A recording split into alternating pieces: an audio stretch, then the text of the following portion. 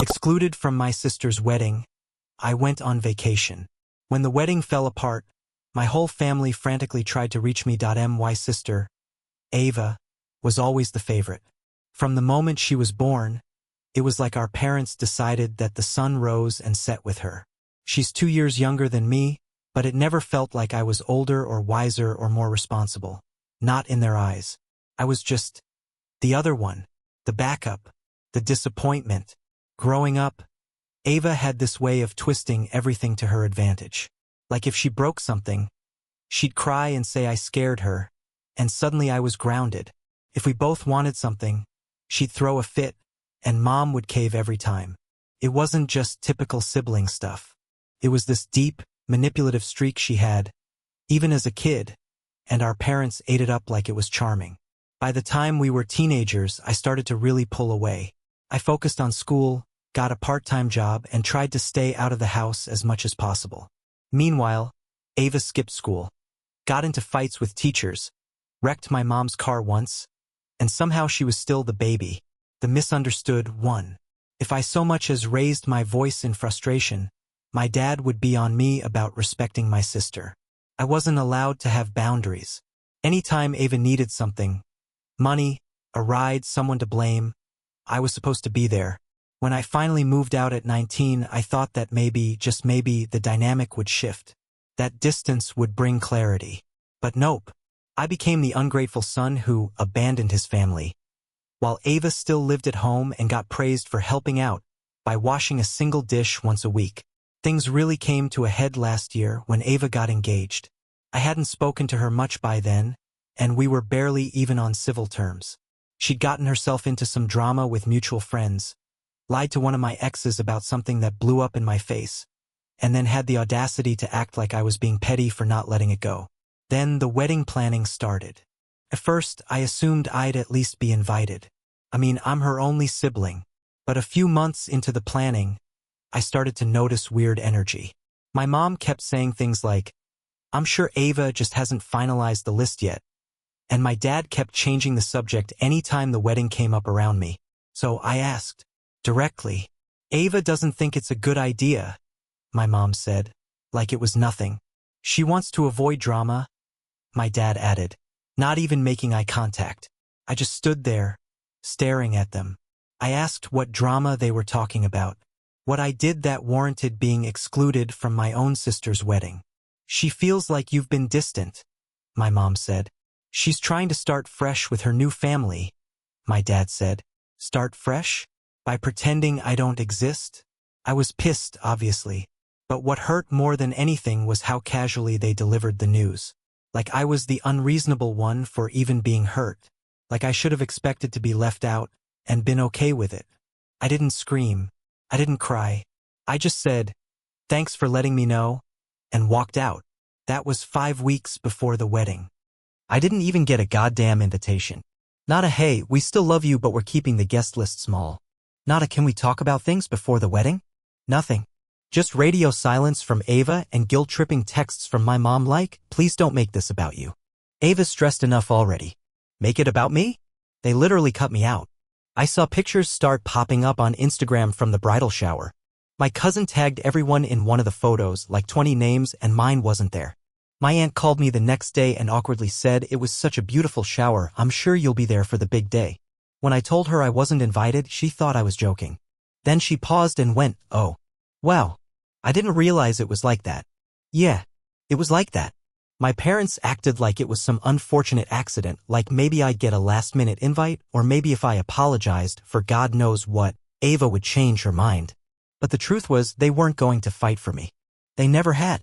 And I finally started to understand, really painfully understand, that I could disappear and they wouldn't blink unless it ruined her photos. So, I booked a trip. I took a week off work and used the last of my vacation days. Picked a spot that had nothing to do with anyone I knew, a quiet little cabin near a lake in British Columbia, somewhere with patchy cell service and even patchier emotional baggage. I didn't tell anyone where I was going. Just left a note with my roommate and put my phone on Do Not Disturb. I left the morning before the wedding. I remember sitting at the airport gate, scrolling through old texts with my sister before things got bad. I had this one from a couple years back where she asked me for money to cover her rent and I Venmo'd her $300 without hesitation. No thank you. No, I'll pay you back. Just, can you help me? And I did. Because I always did. And now I wasn't even good enough to sit in the back row and watch her walk down the aisle. I got to the cabin late that night, lit a fire, and just sat outside under the stars with a bottle of something strong. I didn't cry, but I felt hollow. Like the part of me that used to hope for things, for family reconciliation, for being seen, for being wanted, had finally shut up. Not dead, just done talking. The next couple of days were weirdly peaceful. I hiked. I read. I slept better than I had in months. No drama, no passive-aggressive phone calls, no walking on eggshells. Just me in the trees. I didn't even think about the wedding until the actual day when I realized around sunset that it was probably happening right then. I wondered if they even noticed I was gone. Waking up that first morning, it hit me. No one was going to text me. Not to ask where I was. Not to guilt me about the wedding. Not even to send a passive wish you were here that meant the opposite. It was so quiet, not just literally, but emotionally. I didn't realize how loud my family had been in my head until they weren't. I cooked eggs on a tiny stove, drank coffee on the porch, and watched the lake steam under the early sun. It felt like I could finally hear myself think. No one needing me. No one accusing me of ruining things just by existing. I brought a journal with me, something I hadn't used since high school, and I started writing all the stuff I didn't have the courage to say to them. Things like, why is it always my job to make peace? Why does Ava get grace and I get guilt? Why'd I have to forgive everyone while no one even notices when they hurt me? That place, that isolation, it was the first time I ever felt safe feeling angry. Not petty. Not dramatic. Just real, righteous anger. For every time I bit my tongue while Ava lied and my parents defended her. For every time I showed up for family holidays and got treated like a stranger with the wrong opinions. For every you're too sensitive when I was just trying to be heard. On the third night, I sat by the lake again, watching the sky turn that weird lavender gray. I had this moment where I thought, this is what peace feels like. It's not fireworks. It's not a giant breakthrough. It's the absence of weight. That was the same night I got the first call. My phone was off Do Not Disturb because I'd ordered food from a small diner in the nearby town. While I waited, the phone buzzed. 10 missed calls. All family. 2 from my mom. 1 from my dad. The rest? My aunt. My cousin. Even Ava's fiancé. I stared at the screen like it was something venomous. I didn't open the voicemails. Just sat there, holding the phone while the silence started to break. The next morning, there were 15 more. A few texts too. From my mom. Please call us. Something happened. It's about the wedding. We need to talk. This isn't the time to be stubborn. From my cousin. Dude, you won't believe what Ava did. Shit hit the fan. And then the cherry on top, a missed call from Ava herself. So yeah. I caved. I didn't pick up right away. I paced around that little cabin, phone in hand, heart pounding like it already knew something explosive had happened. I finally opened one of the voicemails from my cousin Jake. His voice was frantic like he didn't know where to start. Yo, bro. You seriously picked the right week to ghost. Ava's wedding, it didn't happen. She blew it up. Like, full meltdown. You need to call someone. I played the message 3 times before calling him back. He answered in one ring like he'd been waiting with the phone in his hand. Dude, you're not going to believe it. Try me, I said, leaning against the cabin door frame, staring at the lake like it could somehow ground me. Ava cheated on Tyler, he said. Like, during the wedding weekend. She got caught. With her ex. And just like that, the peace shattered. He told me it started with Tyler's sister noticing Ava sneaking off repeatedly the night before the wedding. A few whispers, some raised eyebrows, and then someone saw her kissing her ex, a guy she swore was just a friend from work. Apparently, it wasn't the first time. Tyler found texts. Then photos. Then, according to Jake, she confessed, mid-fight, saying she deserved to feel wanted and Tyler had been cold lately. By the time guests arrived the next day, the groom had vanished, the venue coordinator was in panic mode, and my parents were begging Ava to do damage control, say it was stress, say it was confusion, anything but cheating. She doubled down, claimed it was Tyler's fault for not being emotionally available. Said the wedding was a mistake. Then she had the audacity to tell everyone she wished I had been there because I would have understood. That's when the calls to me really started. My mom sent a voice note crying, saying the whole family was falling apart and that I needed to come home and help. My dad's message was more pissed than panicked. This isn't the time for grudges. We need you here. Ava's in trouble. We're all hurting. And then Ava's text. Hey, I know we've been distant, but I really need my brother right now. I laughed when I read that. Like full-on, out-loud laughter. The kind that comes from deep in your chest when you're so done it's either laugh or scream. The same sister who iced me out of her wedding. Who didn't even give me the option to show up. Who weaponized our parents against me for years. Now she needed me? I didn't answer. Not then. Not later that day. Not when my mom called again saying we're a family and we need to support each other. Not when my aunt tried guilt-tripping me by saying Ava was having a mental breakdown and I was being cruel by not calling. No one seemed to remember that 5 days ago I was just extra baggage. An embarrassment. Someone to cut out of the family photo so Ava could have her perfect day. But now that the facade cracked, suddenly I was the missing piece.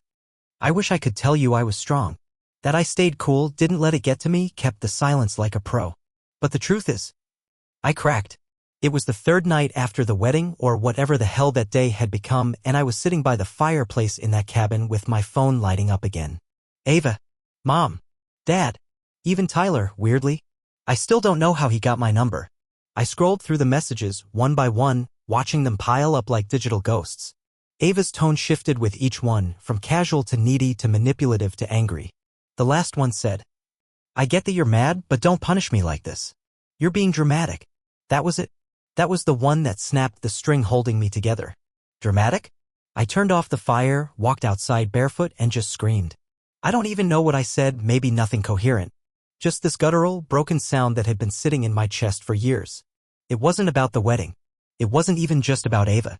It was about never being chosen. About being the one who had to forgive without an apology. The one who was told to be the bigger person so many goddamn times I started to believe I didn't have the right to be angry. It was about realizing that my family didn't see me, not really, until they needed something. And I was done. I sat down on the porch, opened my notes app, and started writing everything I wanted to say. Not to send, just to write. Just to own it. Here's part of what I typed. You only remember me when you're hurting. You only reach out when your lies explode and you need someone to sit next to the wreckage. I'm not your backup brother. I'm not your emotional sponge. I was your family before you chose to cut me out, not after. I didn't send it, but I meant it. I didn't answer any more calls. I turned off the phone, buried it under a pile of sweaters in my suitcase, and let the silence wrap around me again like armor. Because here's what I realized, my family didn't want me back. They wanted a clean-up crew. A silent scapegoat. Someone to absorb Ava's mess and make everyone else feel better. They weren't looking for connection. They were looking for convenience. And I'd spent enough of my life being convenient. I stayed off the grid for another 2 days after that. No texts, no calls, no updates. When I finally drove back into town, the first thing I did was switch my number to a new one. I didn't even flinch. I just walked into the store, showed them my ID, and let them erase that last thread connecting me to their chaos. The next part hurt in a different way. I didn't go to my parents' house. I didn't return Ava's messages, which, by then, had taken a sharp turn from please to full-on guilt bombs. I can't believe you're doing this to me. I've apologized. What more do you want? Except she hadn't. Not really. Not once had she said, I'm sorry for excluding you. Not once did anyone in my family acknowledge what they'd done until they needed me. That's not an apology. That's desperation. So no, I didn't respond. And I didn't go running back into the role they were used to shoving me into. The quiet, reliable, expendable brother. I started therapy the following week. Best decision I've made in a long time. My therapist looked me dead in the eye after I laid everything out and said something that just leveled me. You keep trying to get water from a dry well. I just sat there, stunned. Because yeah, that's exactly what it felt like. Begging for love, attention, even basic respect from people who were never willing to give it. Who only saw me when it was convenient or when they needed someone to absorb the impact of Ava's self-destruction. And I've decided I'm not going to do that anymore. No more dry wells. Since then, I've drawn lines. Hard ones. I told my parents, in a calm, clear message, that I need space. That I won't be attending holidays if Ava is there. That I'm not angry anymore, but I'm done pretending nothing happened. My dad hasn't replied. My mom said, I just want my kids to be close. And I replied, then you should have spoken up when one was being pushed out. I haven't heard from Ava since. And weirdly, I'm okay with that.